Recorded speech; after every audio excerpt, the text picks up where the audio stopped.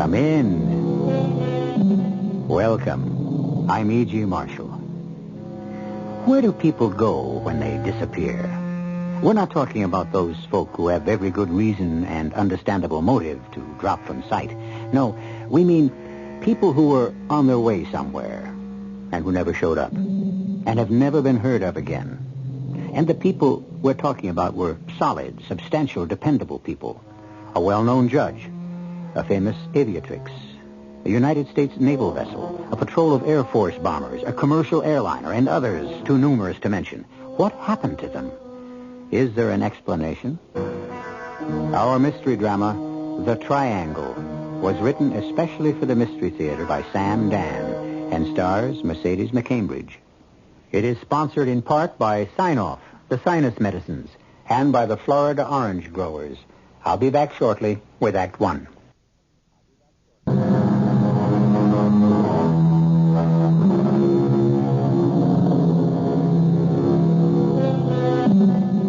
It is a rather well-defined area in the Atlantic Ocean. It is shaped like an isosceles triangle. At one point lies Miami, at the second, Puerto Rico, and at the third, Bermuda. And for that reason, it is known as the Bermuda Triangle. Over the years, at least 100 planes and ships and over 1,000 people have disappeared into its depths without leaving a trace, and for reasons that have never been satisfactorily explained. Hello there, Miami. This is your routine check from American International Flight 7, Old Lucky 7, inbound from near Old London. We're now 215 nautical miles from your first outer marker, bearing 090. Speed... hold it. Hey, Mark, what's that vibration? Mark, that vibration. Hey, Miami, our position is... The compass is going crazy. It's spinning like a top. We're going down. Pull up, Mark. Mark, help me pull up. We're going down. Miami, I don't know what's wrong. We're being pulled down. Something is pulling us down. We don't have to hear the tape again, Lieutenant. I'm very much afraid, Pete, that we'll just have to chalk this one up. There were 110 people aboard that plane, and we'll just have to... Oh, excuse me, sir. Admiral Ingram's headquarters, Lieutenant Nelson. One moment, sir. It's Commander Bates. Well, now, you know what he wants, don't you? He wants to know if I'm ready to release the word. Will you talk to him, sir? I'll call him back. Okay. The Admiral will call you back, sir. Are you ready to call off the search, sir? Damn it. 110 people. Yes, sir. We knew his bearing. We could practically pinpoint his location. We combed that area as much as you can hope to comb water for 5 whole days. We organized the greatest peacetime assemblage of ships, planes, and men. Yes, sir. Now, don't interrupt me, will you, Pete? I have to keep saying these things to square my own conscience. I understand. No, don't be so damn understanding, Lieutenant. Fight with me. Argue with me. Convince me there's something else I can do. Another approach, another tack, another plan of action. Admiral, you know those stories in the papers on the air about the Bermuda Triangle? How planes and ships disappear? I know, it's all nonsense. Well, you heard the pilot. The plane was just pulled down from the sky. A sudden electrical disturbance can account for practically anything. That's public relations. I'll talk to him. Lieutenant Nelson. What? Repeat that. Yes, the Admiral will leave at once. Sir, it's unbelievable. Don't editorialize, Lieutenant. Just report. Yes, sir. They have a survivor. That's impossible. A young woman. No one could survive 5 days in the water. But they've got her, sir. She's aboard the carrier.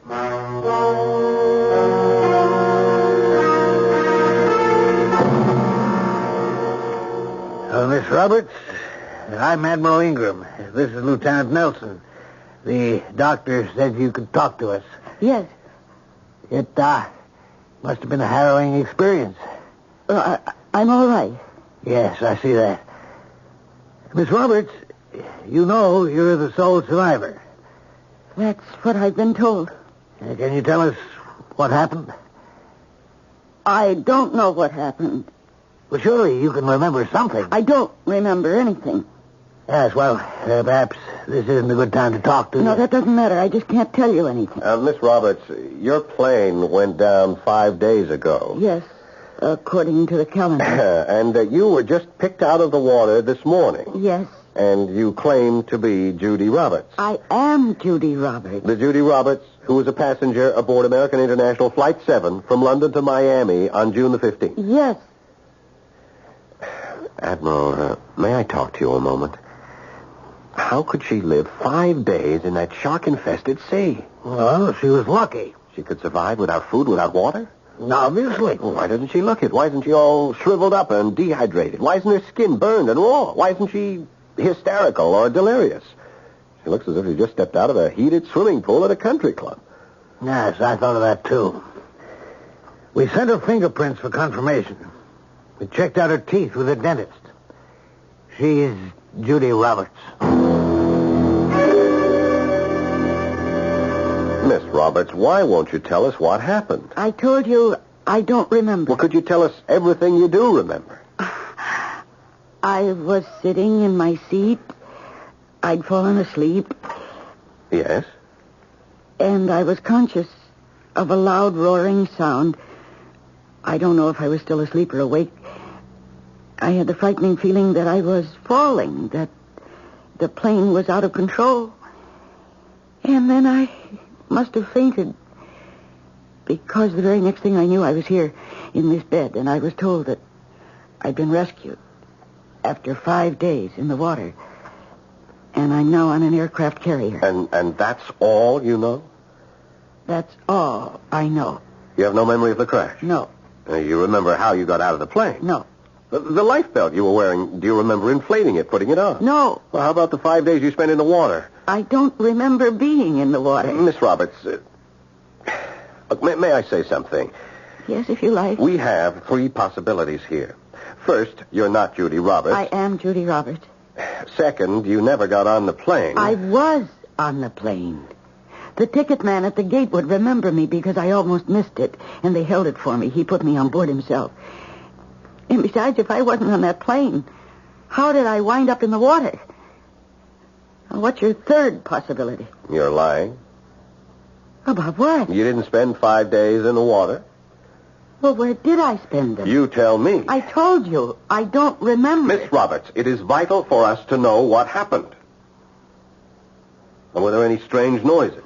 There was just this roaring sound. What kind of roar? Oh, it sounded like the engine. But look, how did you survive so long in the water? Surely we can learn something from that. I told you I don't remember being in the water. Well, you don't look as if you've been in the water for 5 days.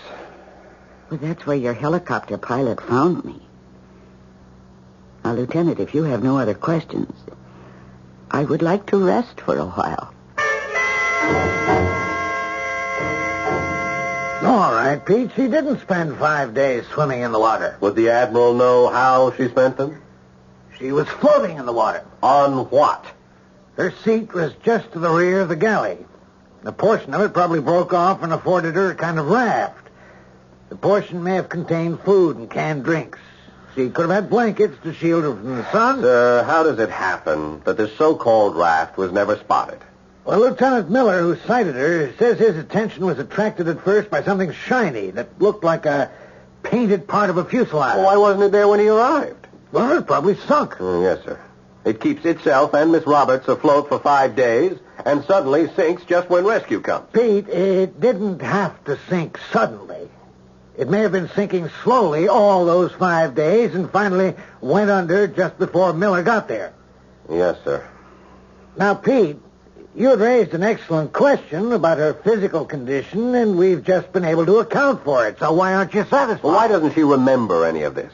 Because, as the doctors explain it was such a terrible experience, she wants to forget it.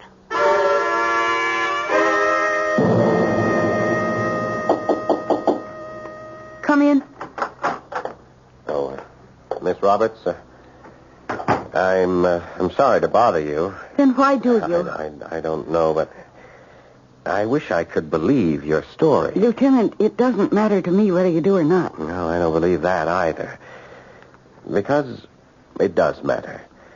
You're a girl who's Well, quite sensitive to the opinions of other people. Oh, how would you know? I understand you're 32 years old. You live with and support your mother.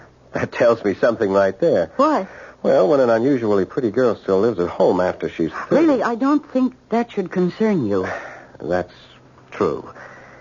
I learned also that you're shy, you don't have many friends, and this 10-day trip to London was your first vacation in years. Oh, did you have a good time, incidentally? Oh, yes. I'll bet you didn't. Now, really, Lieutenant, I'm grateful to the Navy for saving my life, but do I have to submit to cross-examination? As if I have guilty knowledge? You'll be leaving us in just a few hours. Judy, tell me, where did you spend the last 5 days? In the water. I just can't believe it.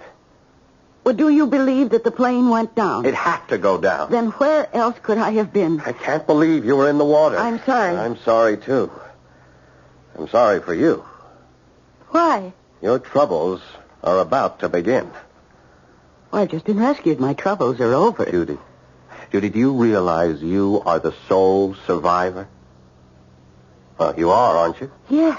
Well, you'll find out what that can mean the hard way. You'll be surrounded, hounded, badgered, not just by the press. Oh, they'll drop you soon enough. After all, tomorrow you'll be just yesterday's news. But by friends, the relatives, the loved ones of the other passengers. Did you see my husband? What happened to my wife? Is my daughter really dead? How did you survive? Well, I won't know the answers to any of those questions. People won't believe you. Well, they'll just have to. For years to come, no one will let you alone. Well, there's nothing I can say to anyone. There were 109 other lives on that plane besides yours. Oh. I didn't think of that. You didn't think of that? Until just now, I thought I'd just... You would just what? Well, that I'd just say nothing. Judy, what do you know? Well, now I realize I can't let those people go on grieving. I'll simply have to tell them, because at least they'll be comforted. Why didn't you tell us the truth in the first place? Because I was afraid no one would believe me. But that doesn't matter now. Because I have no choice. I've got to tell the world exactly what happened. It began when we'd just flown high over Bermuda.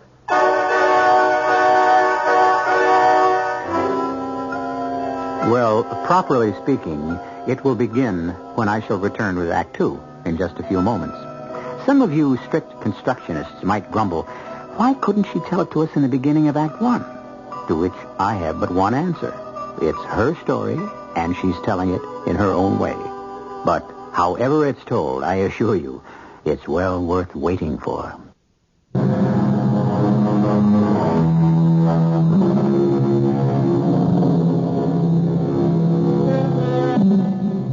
It isn't easy to be a survivor, especially a lone survivor. The only one left alive, where 109 others have perished. Or have they perished? Has Judy Roberts successfully survived the disaster which took the lives of everyone else on the plane? Well, obviously she has, because she's here. How could she have kept alive for 5 days in shark-infested waters? At first, Judy says she can't remember. But now, miraculously, she can. We had just flown high over Bermuda, and the pilot's voice came over the PA system. This is Captain Moss again. We're now flying over the Bermuda Triangle. For more than 100 years, a graveyard for hundreds of ships and planes. Why did they disappear here? Who knows? Are the reasons supernatural, extraterrestrial? Your guess is as good as mine. I've flown this patch of ocean 1,000 times, and I think it's all just an old wives' tale. I just mention it because folks talk about it, and the next time somebody does, you can say, I actually flew over it and nothing happened He to went me. on and on, Now, among the just talking about it, and I must have fallen asleep again. And then well, I wasn't sure. You know how it is in a dream sometimes? You have visions of falling, and it's also real. But I knew that I was falling. And then I woke up. And there was this terrible roar. And I looked out the window, and we were on the water. We were on the water. We must have come down and crashed. But nothing was broken. Nobody was hurt. Everybody seemed paralyzed. And then there was a voice. A woman's voice. It was very soft, very sweet. And it said, "Welcome home. Welcome home again to all of you." I didn't know what to think. Were we dead? Were we all killed in the crash? Was this heaven? And then the voice said, "My name is Aura. I'm your guide. Please don't be frightened. Everything is fine. In just a moment or two, you will adjust. You will resume your natural, normal lives as citizens of the city.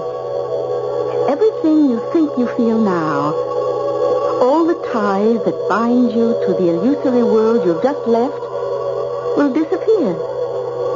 You are coming home. Home where you belong." I looked out the window. A bright sun was shining in a deep blue sky. We were somewhere. I didn't know where. It seemed to be a large, lovely park. And there were beautiful pastel-colored buildings. Oh, what a city. What a glorious city. The trip is over. The fantasy ride is over. And all around me, people were getting up, and laughing and smiling and talking. I sat in my seat. I didn't know what to do, what to think. Was it all a dream? Finally, everyone had left the plane. I was all alone. What should I do? Why are you still sitting here, my dear? I don't know. The fantasy trip is over. Where am I? Who are you? You're home. Oh, no, please, I'm not home. My name is Judy Roberts. I live in Miami, Florida. The flight must have had a very traumatic effect on you. What happened to us? We were just an hour out of Miami, and the plane went down. Oh, the plane, as you call it, has come home, my dear. Why did everybody just get up and leave? Well, what else are they supposed to do? It's over. But the plane crashed. It fell into the sea. I know. No, my dear, calm yourself. No, I'm not crazy. I know what happened. Everybody else is crazy. You're very upset. Here, drink this. You'll feel better.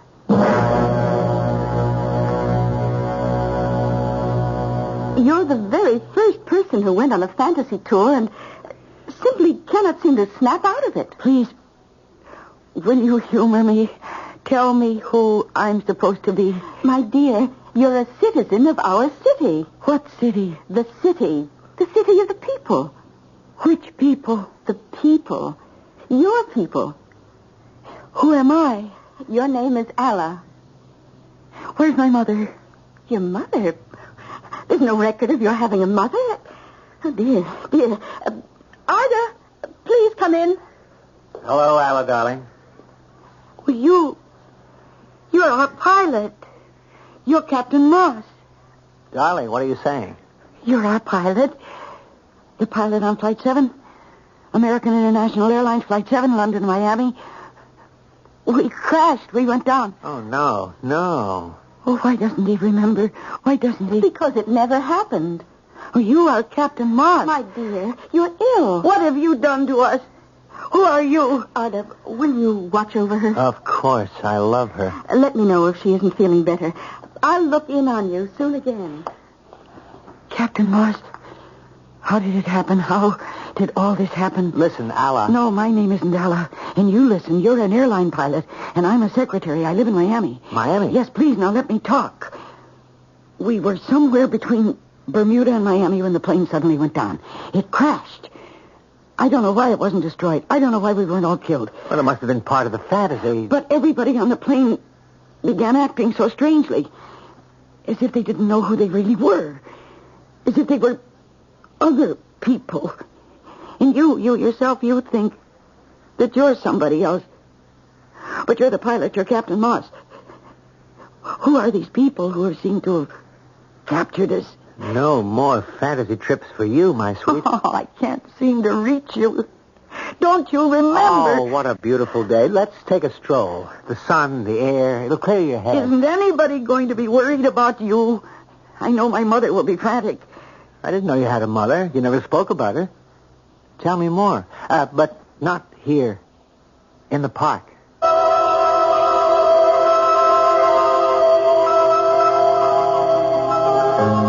Isn't it wonderful? Isn't it lovely how happy everybody is? In all of the universe, is there a city like ours? I wish somehow I could get through to you. Oh, look. See the people. Every face here is happy. Except yours. I must know what has happened to me. We're so fortunate. We have no hunger, no poverty, no disease.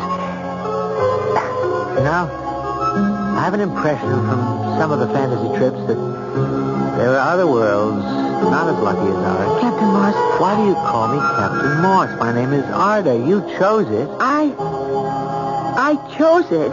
When we told Aura we wished to become betrothed, she told us to name each other. I chose Ala for you. You selected Arda for me. You really believe all this? You've forgotten. We chose each other. We're in love, Ala. But I'm not... Hey, you're trembling. Oh, my dearest. Let me hold you.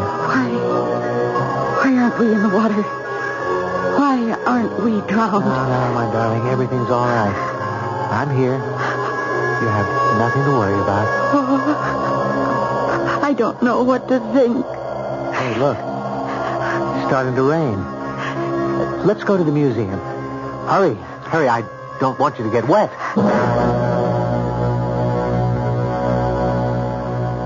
Isn't this museum a wonderful place? I see the people with their children. One day we'll come here with little ones, too. Captain Moss, listen to me. I am Judy Roberts. I am a secretary. What's that? I take dictation. I type letters. I file correspondence. Why? So that the business can go on. Business? What's business? Well, business has to do with... Oh, please don't make fun of me. No, what is business? Oh, how can I explain this? If you have to explain it, it can't be very good. Well, everybody works for one business or another. Why? To make money. What's money? Oh, you can't be serious. Now, please, my dear, I'm just... Money is what you must have in order to buy things. What sort of things? What sort of things? Well, every sort of thing, the food and clothes and whatever you need, whatever you want. But suppose you have no money. Well, then you do without. How can a person do without food? I don't understand. Well, what do you do here?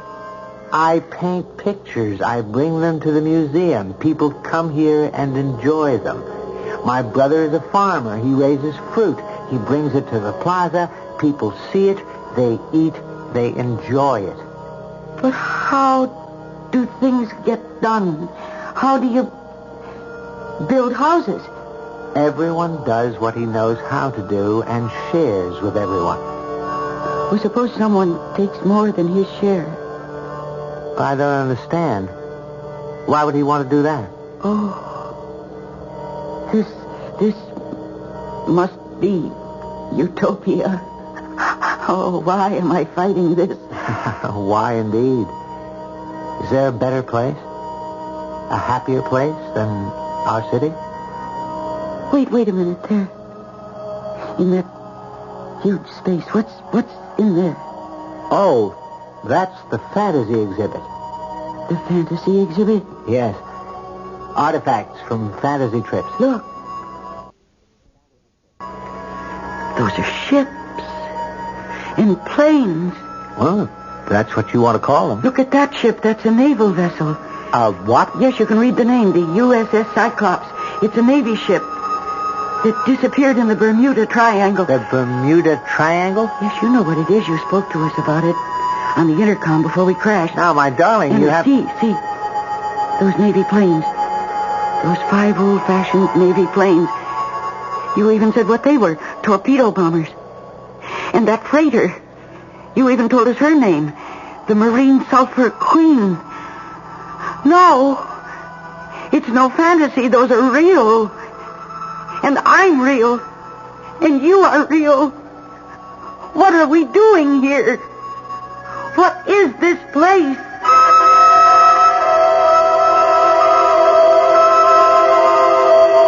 No, Laura, no, don't tell me that again. I don't believe it. I'm not a native of this place who happens to be having hallucinations. Very well, my dear. Suppose you tell me who you are. There's a place in the Atlantic called the Bermuda Triangle. Ships and planes disappear into it. I see. But the ships and the planes are not destroyed. Somehow they pass into another world, this world. And when they do, everybody on board changes. Somehow something happens to their minds. Or you do something to their minds, which makes them believe that they belong here and they forget who they were back on Earth. Is that true? You're telling the story. That's what happened to the passengers and the crew of Flight Number 7. To all of them. All of them except me. My mind didn't undergo any changes.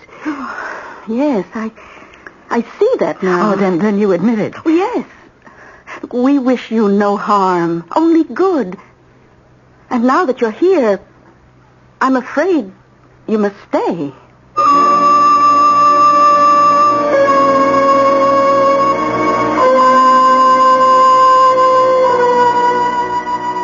Well, in all matters of this kind, getting out is always more difficult than getting in.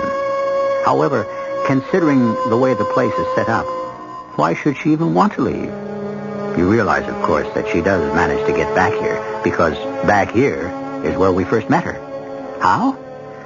For that, you must wait my return in just a few moments with Act 3.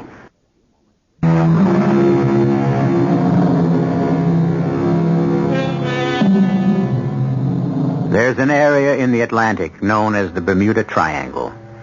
And why ships and planes disappear there is anyone's guess. What you're listening to now is the story being told by Judy Roberts, sole survivor of a plane that disappeared over the triangle.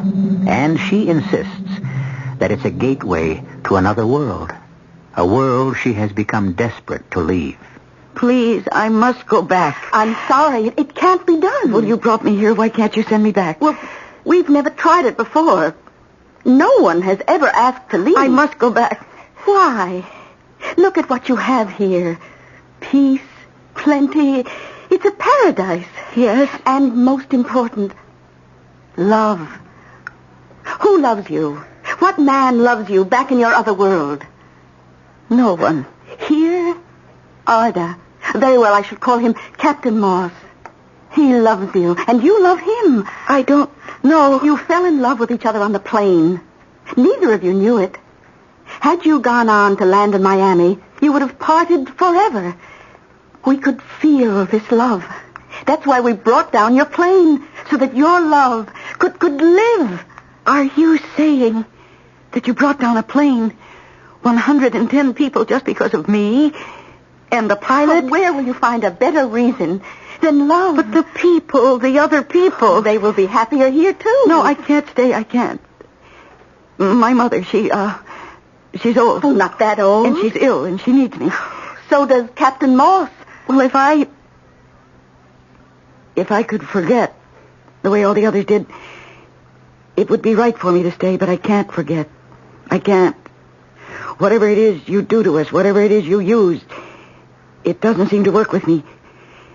And as long as I know who I am, I can't be happy here. In time, perhaps. No.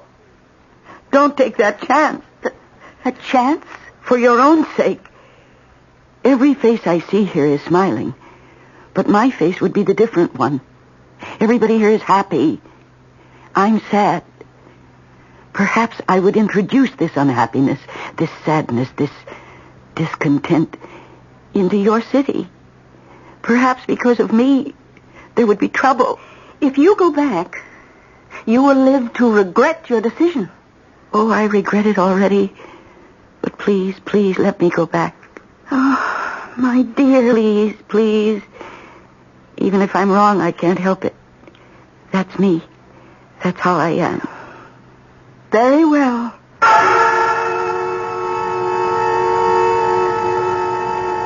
You see, Lieutenant, there's some kind of thing, a space, a tunnel, whatever, I can't say, between the worlds.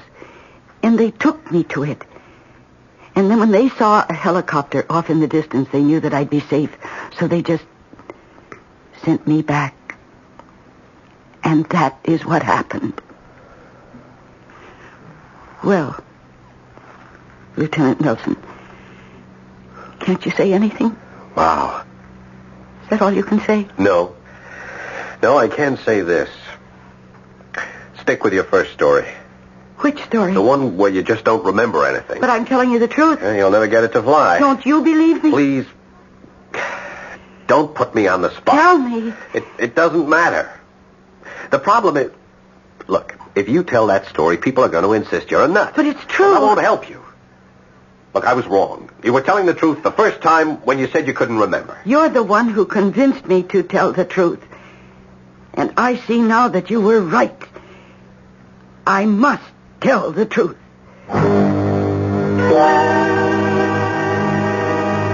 Admiral, we have to do something. Yes, well, what can we do, Pete? Remember, she's not a prisoner. But look, Admiral... We've got to bring her to shore. And she's free to go. You heard her story. Yes. Would you know what will happen when she tells it? Yes. People will say, poor girl, she's undergone such a terrible ordeal. No wonder it affected her mind.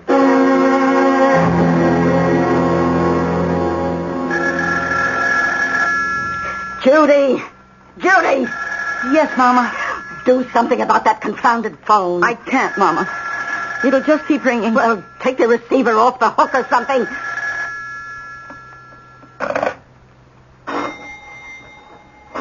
Oh, go away. We don't want any. Between that phone and that doorbell. Judy, look, fetch me a cup of tea. Yes, Mama. Whatever got into you all of a sudden? Why'd you tell him that crazy yarn? It happens to be the truth, Mama. Don't you believe me? No, I don't believe you. Even as a little girl, you used to make up stories. Oh, please, Mom. I'm very tired. I'd like to get some rest. Why should you be tired? Please. You haven't worked all week. This thing even cost you your job. What are we supposed to do? How are we going to live? How? Tell me how. Oh, Mama, please don't cry.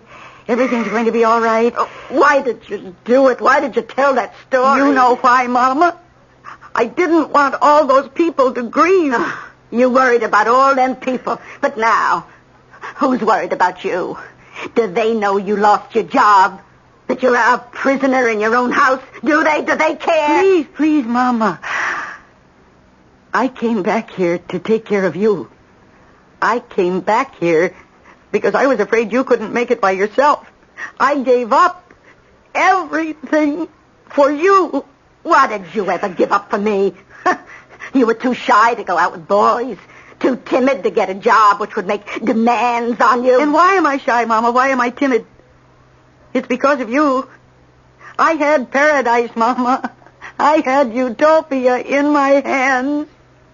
And I was too frightened to take it. You're crazy. You were in the sun, in the water too long. Now look, you just lie down. No, I won't. I want to go back. I want to go back, Mama. Go back to the city. Oh, please, Mama. I want to go back to my city. No, don't cry. No, don't cry, baby. Everything's all right. Mama's going to make everything all right.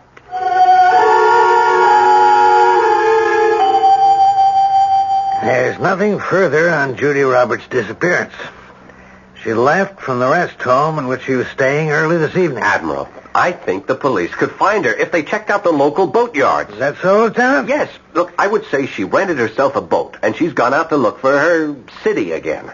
Yeah, there's a possibility. Is there any way the Navy could be interested? Well, not officially, Lieutenant.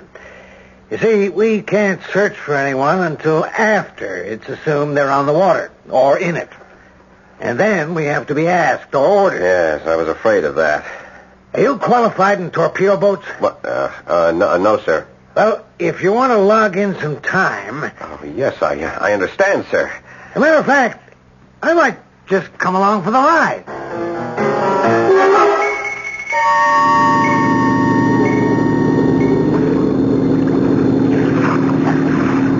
Not a sign of her, sir. I also ordered the air patrols to keep an unofficial eye out, but we don't even know if she's out here. The boatyard people described her pretty well. If she's this far out, she's in trouble if we don't find her. She can't have enough fuel to come back. Admiral, she doesn't want to come back. Well, if she doesn't, we really have no right to compel her. Of course, if she's out of fuel and food and water and in danger of sinking. And ill, besides. Admiral, look, up ahead. Dead ahead. Is that a small boat? Steady. Hold her steady. Yeah, that's good. Look, that's her.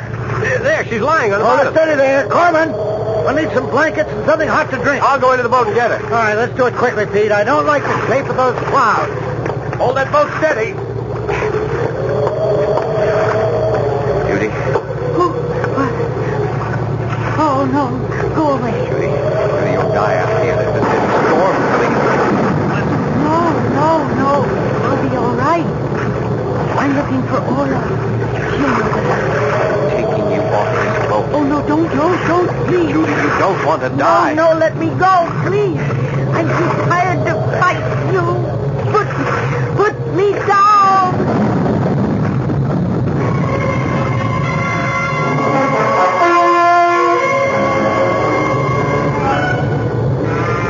You're all right now, Judy. You'll be all right. No, please let me go. No, where? You're a couple of 100 miles from land. We're in the middle of a storm. I'll jump overboard. Oh, that's crazy. Listen. Can you hear it? Do you hear it? That roar. That roar that I told you about. I heard it on the plane. We're falling. We're falling. Don't you feel it? Something wrong with the boat. We must have been swamped. We're being pulled down. I gotta get you up on deck. We gotta get out of here. No. It's all right. Come, we gotta get out. We're only falling. You'll be all right.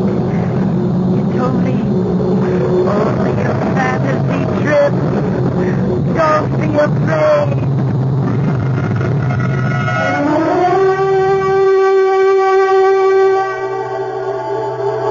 Welcome home. Welcome home again to all of you. And Ella, you're back. Looking beautiful as always. Yes, Hora. I'm back. I'm really back.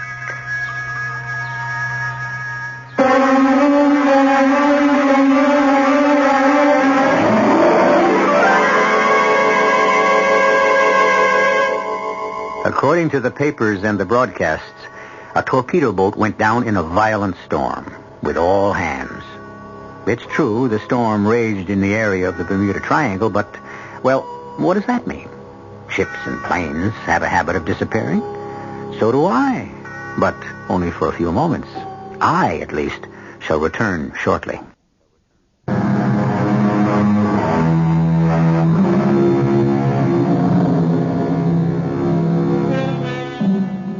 The Bermuda Triangle.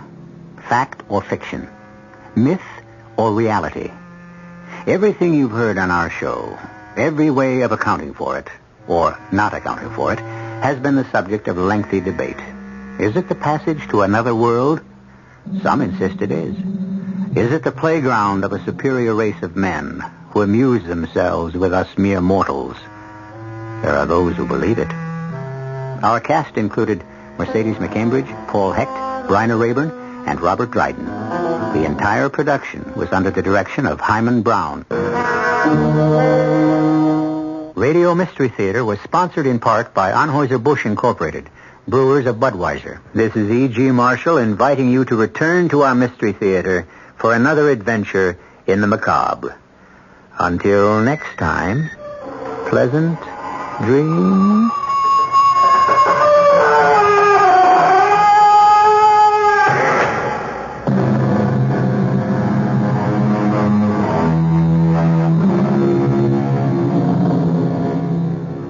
Tonight's WOR Mystery Theater was brought to you in part by ShopRite Supermarkets, where you get a lot more for a little less.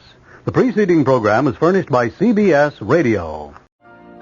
You've been listening to the OTR Gold Network. Find more classic radio at otrgold.com.